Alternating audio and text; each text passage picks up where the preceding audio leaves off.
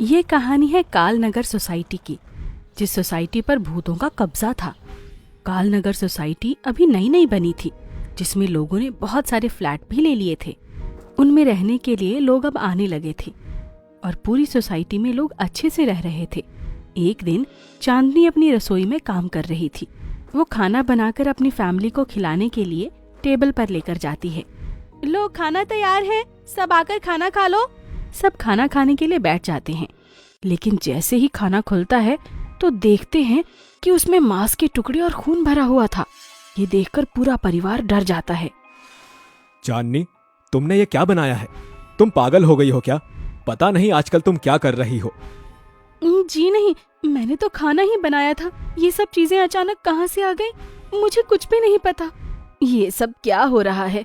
कल जब मैं नहाने गई थी तो पानी की जगह टब से खून आने लगा था, लेकिन फिर वो अचानक पानी में बदल गया। मैं डर गई और मैंने तुमसे इसलिए कुछ नहीं कहा क्योंकि हो सकता है कि मुझे कुछ गलत फहमी हुई हो। लेकिन रात में जब मैं सोने गई तो मेरे बिस्तर पर बहुत सारे कंकाल पड़े थे, फिर भी मैंने कुछ नहीं कहा। ये जो भी चल रहा है कुछ अलग ही हो रहा है।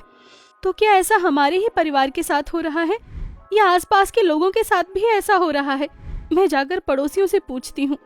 चांदनी अपनी पड़ोसन रुक्मणी के पास जाती है। क्या हुआ चांदनी, बड़ी परेशान लग रही हो? क्या बताऊँ यार, मैंने आज सुबह खाना बनाया था, लेकिन वो न जाने कैसे मांस में बदल गया। और मेरी सास ने बताया कि उनके कमरे में उन्हें बहुत सारे कंकाल भी दिखाई दिए। ये सब तो मेरे साथ भी हो रहा है।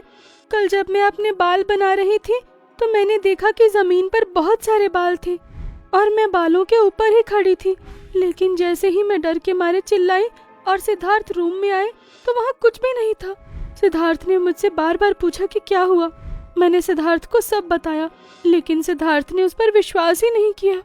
इन सब बातों से तो लगता है कि कोई हमें डरा रहा है। हाँ, लगता तो मुझे भी ऐसा ही है।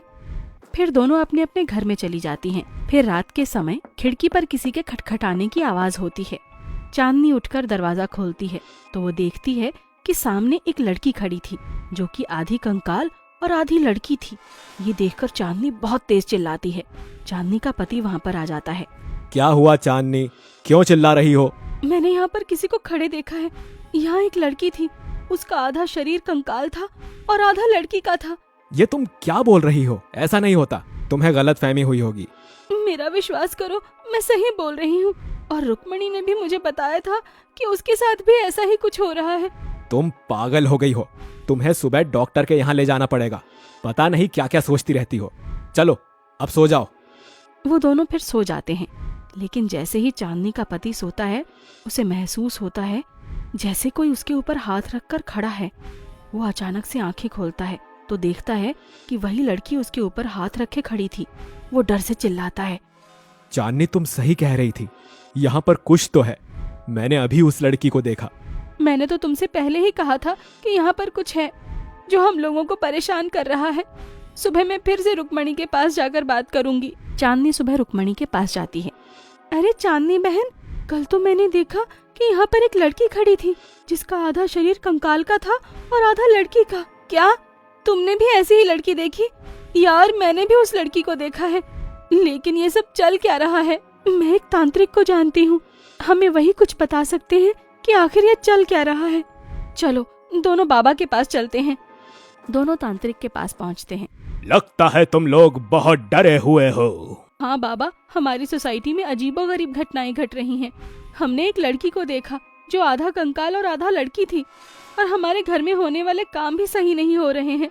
कभी खून नजर आता है तो कभी बाल नजर आते हैं। तांत्रिक आंखें बंद करके देखता है, फिर कहता है, तुम्हारी सोसाइटी एक भूतिया सोसाइटी है। वहाँ पर बहुत सारे भूतों का कब्जा है। लेकिन बाबा, उससे पहले वहाँ कुछ भी नहीं था। नहीं, ऐसा नहीं हो सकता। वहाँ पर कुछ तो है जो लोगों को शायद पता नहीं है। उसका पता करना होगा। तुमने राय बिल्डिंग किससे खरीदी थी? वो सोसाइटी तो राज ने हमको दी है। उस कंपनी के मालिक ने उसको खुद ही बनाया था। जाकर उसी से पूछो कि वहाँ पर पहले क्या था। तुमने जो फ्लैट हमको दिए हैं, उस बिल्डिंग में पहले भी कोई बिल्डिंग थी क्या? लेकिन तुम ये सब क्यों पूछ रही हो? क्योंकि वहाँ पर हमको अजीब अजीब चीजें दिखती हैं। कोई अजीबोगरीब दिखने वाली लड़की, तो कभी बाल तो कभी खून। नहीं, ऐसा कुछ भी नहीं है। वो बिल्डिंग मैंने खुद ही बनवाई थी और वहाँ पर पहले कुछ भी नहीं था। राज के माथे पर पसीना आ जाता है। चांदनी रुक्मणी वहाँ से आ जाती है। उसकी बातों से लग रहा था कि वो हमसे कुछ छुपा रहा है। हाँ, मुझे भी लग रहा था, तभी उसके माथे पर इतना पसीना आ गया और उसकी आवाज बैठने लगी थी। हमें पता करना होगा यहाँ पर क्या था। दोनों इधर उधर से पता करती हैं तो उन्हें पुराने चौकीदार का पता चलता है। फिर वो दोनों उनके पास चली जाती हैं। चौकीदार से बात करती हैं। आप राज सोसाइटी के बारे में कुछ जानते हो? प्लीज हमें सब बताओ, वहाँ पर पहले क्या था? नहीं, वहाँ पर कुछ भी नहीं था और राज कंपनी के मालिक ने वहाँ पर फ्लैट बनाए हैं। तो फिर वहाँ पर अजीब अजीब चीजें क्यों होती हैं? मैं अगर तुम्हें कुछ बताऊं तो तुम किसी को मत बताना। मैं तुम्हें बताता हूँ। वहाँ पर एक गरीब बस्ती थी और राज कंपनी के मालिक को पता था कि यह जमीन बहुत ही कीमती साबित होगी, तो उन्होंने उसे हटाने की कोशिश की, लेकिन लोग नहीं माने। फिर एक रात अचानक सब लोग उस जगह को छोड़कर चले गए। किसी को पता नहीं चला कि आखिर लोग कहाँ चले गए, पर कुछ समय बाद उस जगह से अजीबोगरीब आवाजें आने लगीं।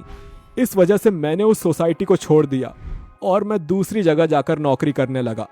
रुक्मणी और चांदनी ये बात पूरी सोसाइटी को बता देती हैं। तो पूरी सोसाइटी उनको बोलती है, हाँ, हमारे साथ भी यही होता है। कभी हमें सीढ़ी पर खड़ा हुआ कोई लड़का दिखाई देता है, तो कभी लिफ्ट में कोई साया दिखाई देता है। रात में बालकनी में घूमते हुए इधर उधर बहुत से बच्चे और बुढ़े भी दिखाई देते हैं, जो ना कुछ बोलते हैं और ना कुछ सुनते हैं। उनको आवाज लगाओ तो वो गायब हो जाते हैं। शायद तुम सही कह रहे हो।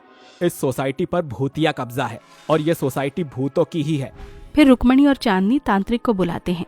तांत्रिक मंत्र उच्चारण करता है और चांदनी में एक रूह प्रवेश कर जाती है। वो तांत्रिक का गला पकड़ लेती है। तू हमें वहाँ से नहीं निकाल सकता, ये जमीन हमारी है और हम लोग यहीं पर ही रहेंगे। तांत्रिक उनसे खुद को छुड़ाता है और उसे अपने मंत्रों से बांध देता है। मेरी बात सुन, मैं तुम लोगों को कोई नुकसान नहीं पहुंचाना चाहता। मैं तो सिर्फ ये जानना चाहता हूँ कि क्यों तुम इन मासूम लोगों को परेशान कर रहे हो। आखिर इन सब ने तुम्हारा क्या बिगाड़ा है? हमें किसी को कुछ नहीं बताना है, हमें बस सोसाइटी के मालिक से ही बात करनी है। राज को बुलाओ, वही तो तुम्हें सब कुछ बताएगा। कंपनी के लोग राज को उठाकर वहाँ पर ले आते हैं और राज को आते देख सारी रूहें बेकाबू हो जाती हैं और राज पर हमला करने लगती हैं, लेकिन तांत्रिक उन्हें रोक देता है। अब हमें बताओ कि तुम्हारे साथ क्या हुआ? राज, इनको सब कुछ बता दो वरना मैं तुम्हें खत्म कर दूंगी। यहाँ पर कुछ भी ऐसा नहीं हुआ था, तुम सब झूठ बोल रहे हो। सच बताओ वरना हम तुम्हें खत्म कर देंगे।